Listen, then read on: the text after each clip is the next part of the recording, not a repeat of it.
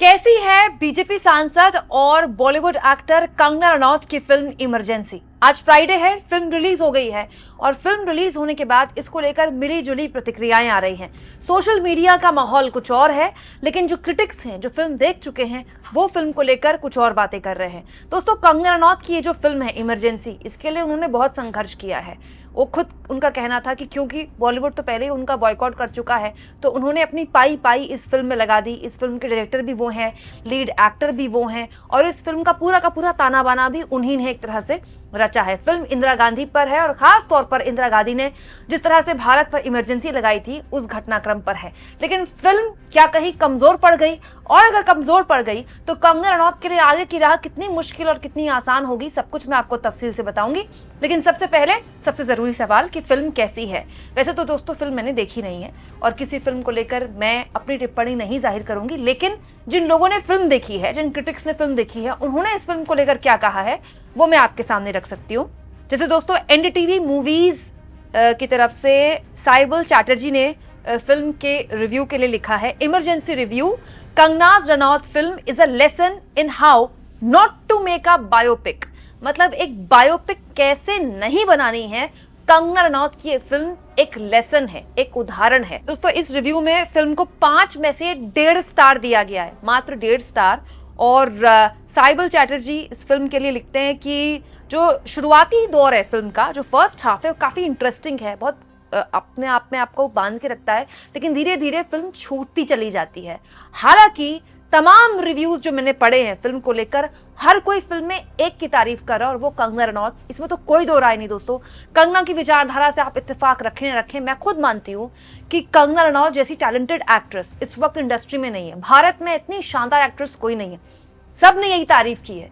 लेकिन सिर्फ कंगना रनौत की एक्टिंग फिल्म को नहीं बचा पा रही है, रिव्यूज ये भी कहते हैं। दोस्तों टाइम्स एंटरटेनमेंट ने भी फिल्म का रिव्यू किया है और 5 में से 2.5 स्टार दिए गए हैं क्रिटिक ने। मतलब जो फिल्म क्रिटिक्स होते हैं उनकी तरफ से 5 में से 2.5 स्टार दिए गए हैं और जो एवरेज यूजर हैं, मतलब आपने भी अगर फिल्म देखी हो तो आप भी इसमें रेट कर सकते हैं, उन्होंने 5 में से 1.5 स्टार दिया है फिल्म को। और इस नैरेटिव में कहा गया है, the lack of narrative fluidity and context undermines the attempt to narrate an important chapter of Indian history। Indian history का एक बहुत ही इंपॉर्टेंट चैप्टर है इमरजेंसी, लेकिन फिलहाल जो नरेशन में कमी थी उसकी वजह से फिल्म कहीं छूट गई। इसके अलावा दोस्तों इंडिया फोरम्स जो कि टीवी मूवीज डिजिटल प्लेटफॉर्म है, उसके लिए दिव्या शाह ने भी रिव्यू लिखा है इमरजेंसी का और उन्होंने लिखा है, emergency will make you reminisce the school history class you could bunk और स्लीप। तो रिव्यू में दिव्या शाह लिख रही है कि फिल्म देखते वक्त आपको रियलाइज होता है, याद आती है स्कूल की वो हिस्ट्री क्लास जो कि या तो आप बंक कर देते हैं या जिसमें आप सो जाते हैं। दोस्तों इस रिव्यू में 5 में से 2 स्टार दिए गए हैं फिल्म को और ये बताया गया है कि फिल्म बहुत अच्छे से स्टार्ट होती है, बहुत ही प्रॉमिसिंग स्टार्ट है फिल्म का, लेकिन बाद में फिल्म क्योंकि इतना बड़ा फिल्म का डायमेंशन रख दिया गया कि इतनी भारी भरकम चीज़ें बस कई बार एक डायलॉग या एक सीन में ही ख़त्म कर दी गई, जिसमें कोई हिस्ट्री का प्रोफेसर है या फिर कोई हिस्ट्री का जानकार है, कोई बुद्धिजीवी है या कोई ऐसा आदमी जो पॉलिटिक्स में बहुत इंटरेस्ट रखता है, हमारे जैसे लोग जो पॉलिटिक्स को पढ़ते हैं, पॉलिटिक्स को लेकर समझते हैं, वो तो शायद समझ जाएं, लेकिन एक आम नागरिक ना समझ पाए किसी एक इम्पॉर्टेंट घटनाक्रम को। और इस फिल्म में, इस रिव्यू में ये भी लिखा गया है दोस्तों कि फिल्म इमरजेंसी पर थी, इंदिरा गांधी ने कैसे देश में इमरजेंसी लगाई, लेकिन बेसिकली ये फिल्म बायोपिक बन के रह गई।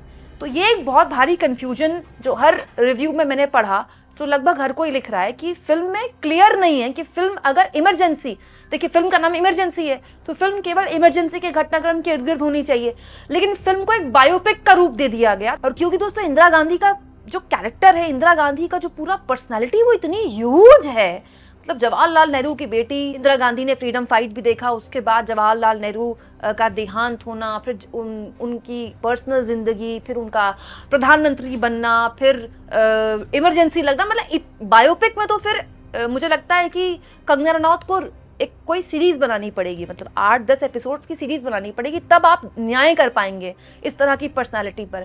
लेकिन दिक्कत ये हुई कि इमरजेंसी पर फिल्म बनने की बजाय फिल्म बन गई बायोपिक, और वो इतना सब कुछ ले रही है अपने साथ कि मेन चीज पर फोकस ही नहीं है, मतलब इमरजेंसी पर फोकस कम रह गया।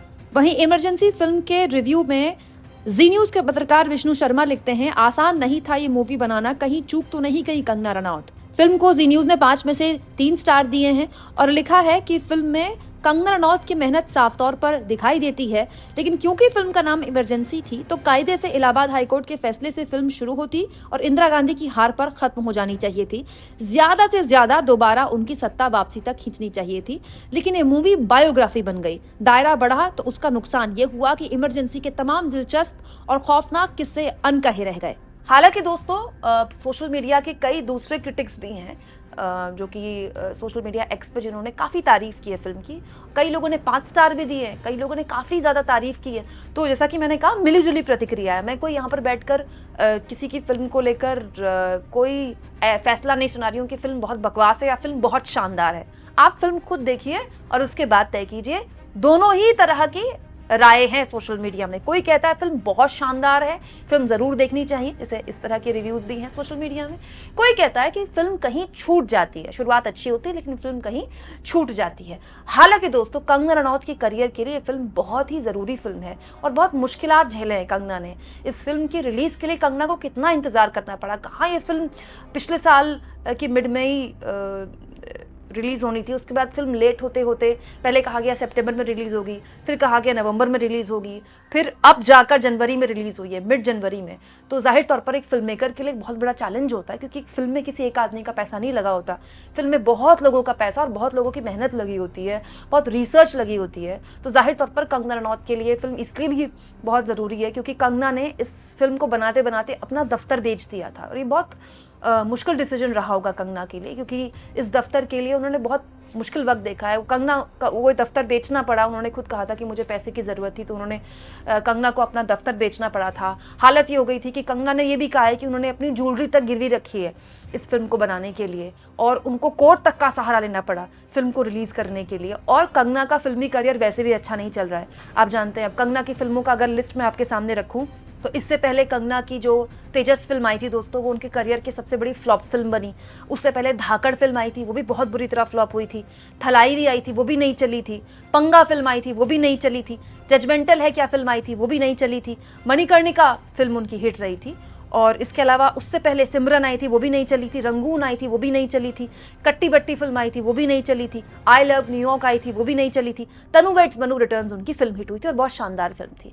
लेकिन कुल जमा अभी कंगना जिस तरह से फिल्मी करियर उनका चल रहा है, उनके लिए फिल्म फिट होना बहुत ज़रूरी है। ये फिल्म हर हाल में चले उनके लिए बहुत ज़रूरी है। और अब तो वो बीजेपी सांसद भी हैं, तो जाहिर तौर पर उनकी कोशिश भी होगी कि अलग अलग बीजेपी शासित राज्यों में, और लगभग सारे राज्य तो बीजेपी शासित राज्य ही हैं हमारे देश में, मेजॉरिटी, वहाँ पर टैक्स फ्री करा दे फिल्म। तो अगर टैक्स फ्री हो जाती है फिल्म, जिसकी संभावना है, तो हो सकता है कि उनकी फिल्म को थोड़ी राहत भी मिल जाए, थोड़ी उम्मीद बन जाए।